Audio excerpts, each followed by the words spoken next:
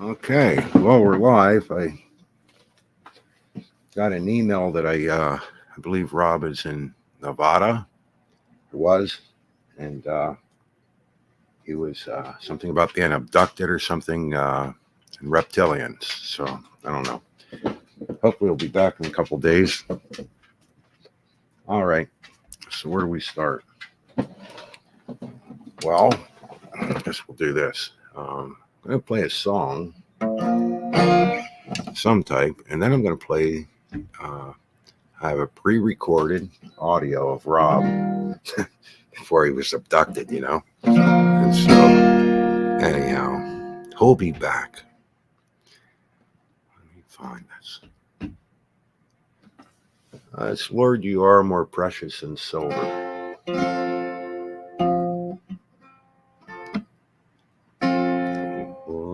Lord, you are more precious than silver. Lord, you are more costly than gold.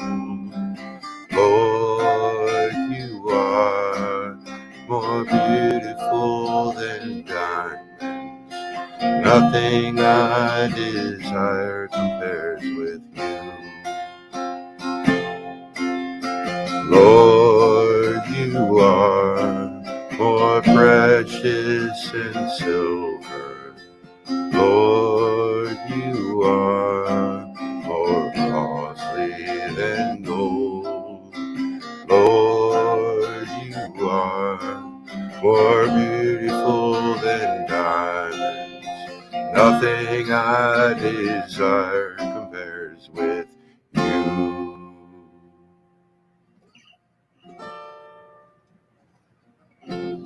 There we go. Now I got to get Rob's recording, and I'll share that.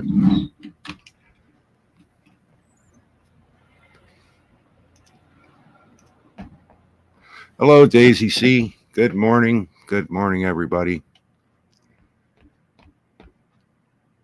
Let me get, I'll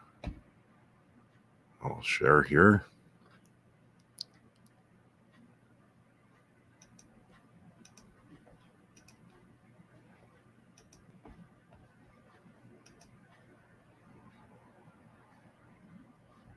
Oh, I hope this shows up in my, oh, this could be bad. I found it. I have too many tabs open.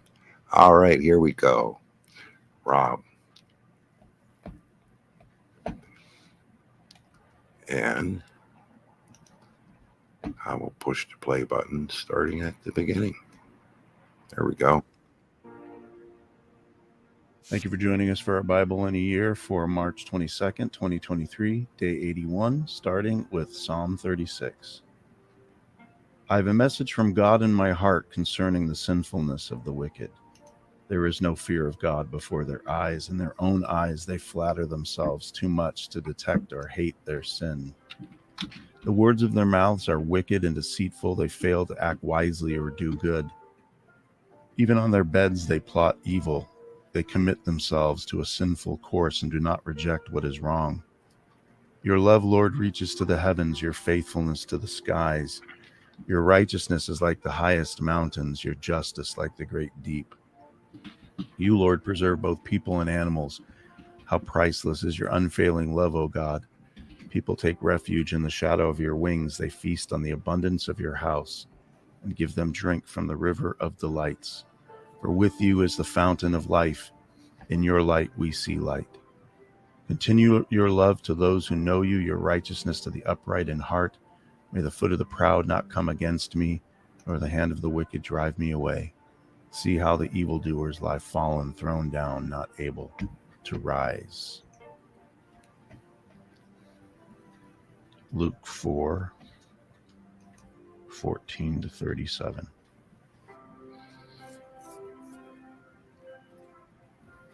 Jesus returned to Galilee in the power of the Spirit, and news about him spread through the whole countryside. He was teaching in their synagogues, and everyone praised him. He went to Nazareth, where he had been brought up, and on the Sabbath day he went into the synagogue, as was his custom. And he stood up to read, and the scroll of the prophet Isaiah was handed to him.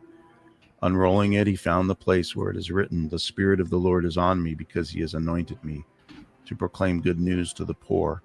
He has sent me to proclaim freedom for the prisoners and recovery of sight for the blind, to set the oppressed free, to proclaim the year of the Lord's favor." And then he rolled up the scroll, gave it back to the attendant, and sat down. And the eyes of everyone in the synagogue were fastened on him.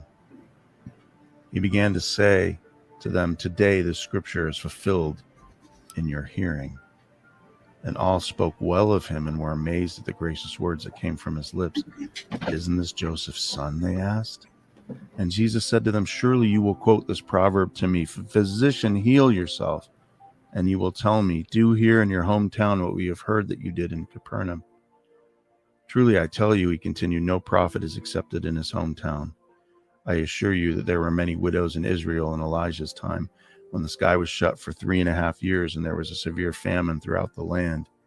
Yet Elijah was not sent to any of them, but to a widow in Zarephath in the region of Sidon. And there were many in Israel with leprosy in the time of Elisha the prophet, yet not one of them was cleansed, only Naaman the Syrian."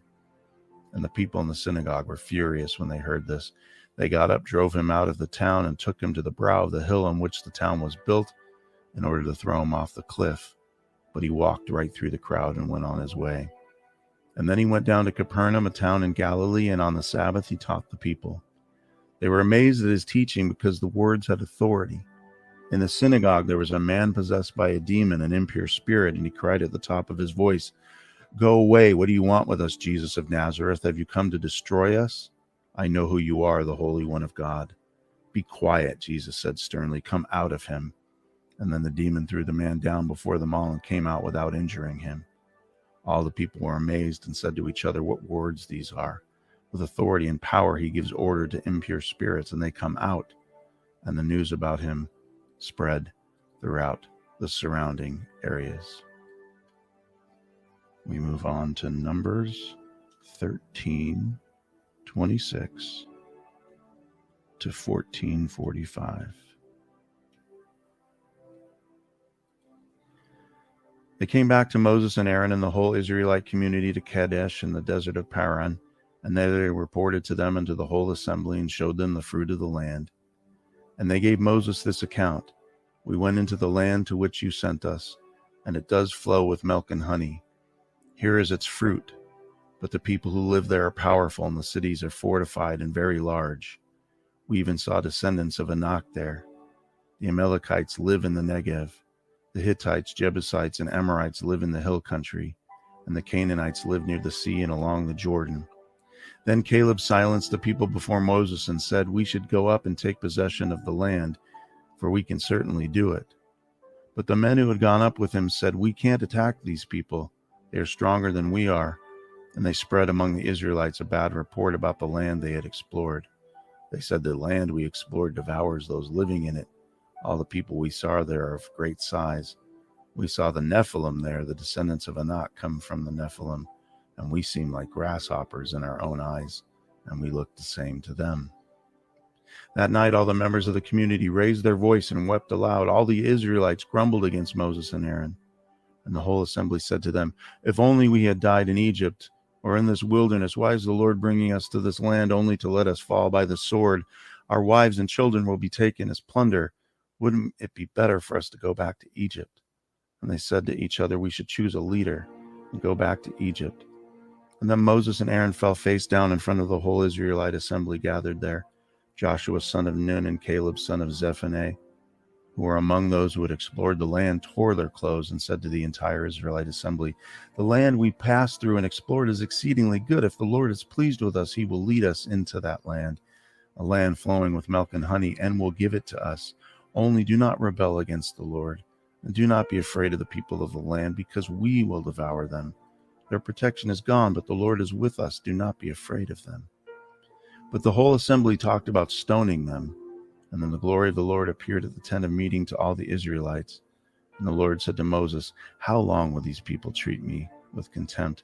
How long will they refuse to believe in me in spite of all the signs I performed among them? I will strike them down with a plague and destroy them, but I will make you into a greater nation and stronger than they. Moses said to the Lord, then the Egyptians will hear about it. By your power you brought these people up from among them, and they will tell the inhabitants of this land about it. They have already heard that you, Lord, are with these people, and that you, Lord, have been seen face to face, that your cloud stays over them, and that you go before them in a pillar of cloud by day and a pillar of fire by night. If you put all these people to death, leaving none alive, the nations who have heard this report about you will say, the Lord was not able to bring these people into the land he promised them an oath, so he slaughtered them in the wilderness. Now may the Lord's strength be displayed just as you've declared. The Lord is slow to anger, abounding in love, and forgiving sin and rebellion, yet he does not leave the guilty unpunished. He punishes the children for the sin of the parents to the third and fourth generation. In accordance with your great love, forgive the sin of these people just as you have pardoned them from the time they left Egypt until now. And the Lord replied, I have forgiven them as you asked. Nevertheless, as surely as I live and as surely as the glory of the Lord fills the whole earth, not one of those who saw my glory and the signs I performed in Egypt and in the wilderness, but who disobeyed me and tested me 10 times, not one of them will ever see the land I promised an oath to their ancestors. No one who has treated me with contempt will ever see it.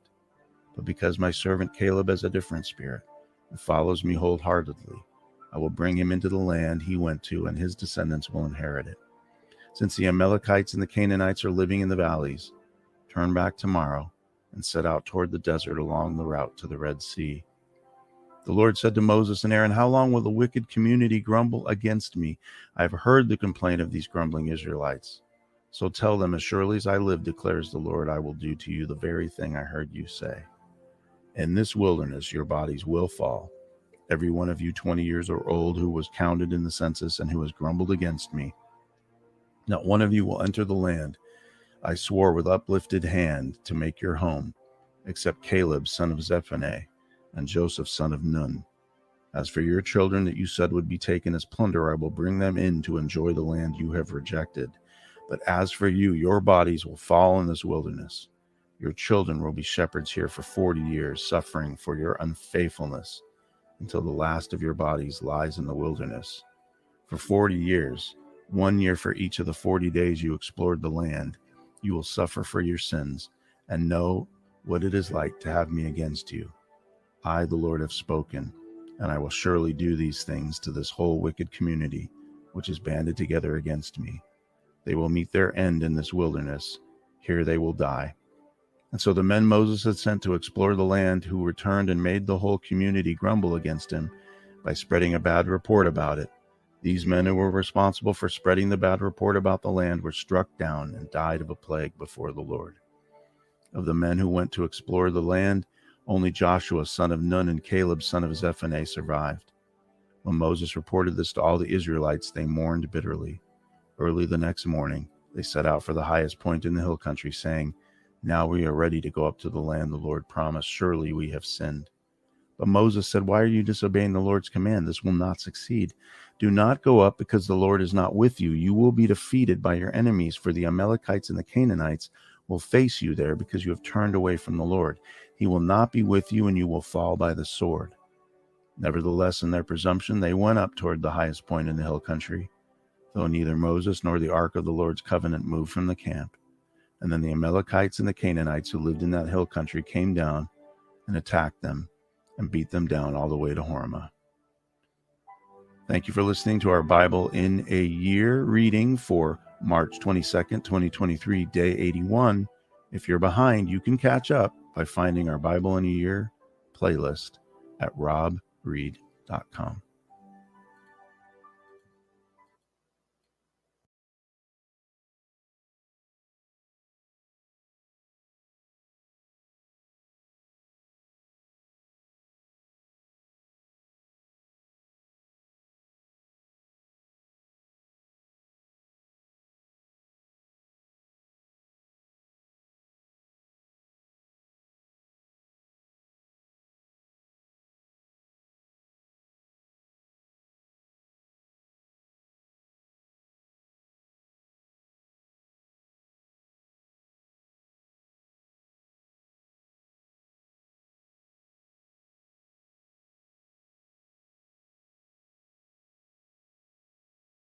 No, it is muted.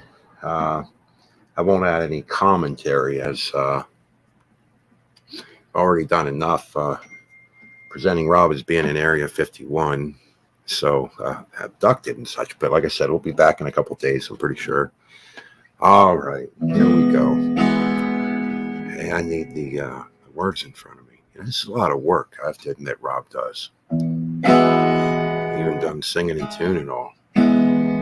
Turn your eyes upon Jesus. Look full in his wonderful face, and the things of earth will grow strangely dim in the light of his glory and grace. Turn your eyes upon Jesus.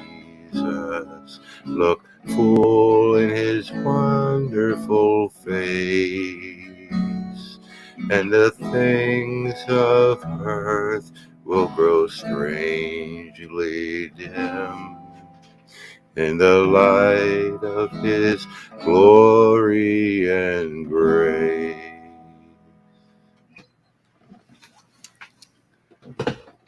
Well, there we go. Thanks for being here, and looking forward to Rob coming back in a couple days. And I wish everybody a good day. Thank you.